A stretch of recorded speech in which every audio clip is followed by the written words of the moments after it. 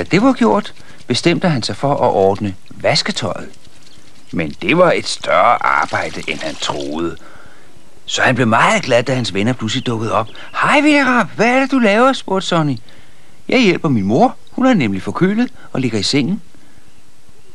Ved du hvad, sagde Ivan. Vi kan da hjælpe dig. Ja, det kan vi, sagde de alle sammen. Rap, tak skal I have, sagde Willy-Rap. Og så rullede de ærmerne op og begyndte at vaske og knuppe, så sæbeboblerne stod omkring den. Men på et eller andet tidspunkt måtte det gå galt. Og lige pludselig smuttede sæben ud af hænderne på Hugo. Og lige ind i Willy-Raps næb.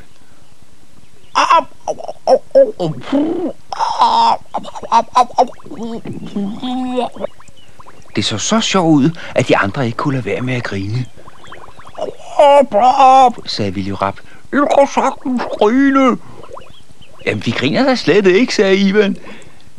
Vi må gøre noget, sagde Gyllerylle. Så sagde Sonny, at Willy-Rap skulle åbne næbet, og så slog han ham på ryggen. Men der kom kun bobler ud. Nu fik Ivan en idé.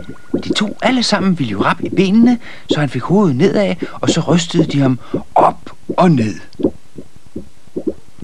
Kom så, Willy-Rap, råbte de. Prøv at spytte sæben ud. Og 1, 2, 3 røg sæben ud med et stort hurra!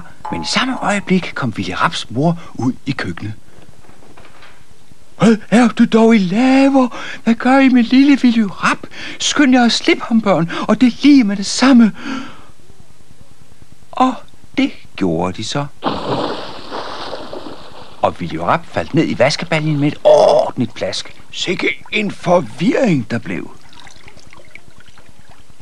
Så blev alle drengene stillet op på række, og en efter en blev de skyllet af under pumpen.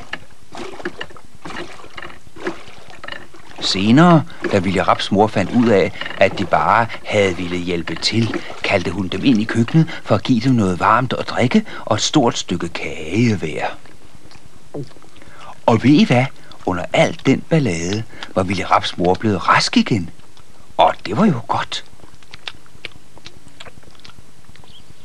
Da Willy-Rap lå i sin seng den aften, kunne han ikke lade være med at grine, når han tænkte på, hvordan de alle sammen var blevet sæbet ind og var kommet under den kolde pumpe. Slut. Finale. Ja, det var Willy-Rap.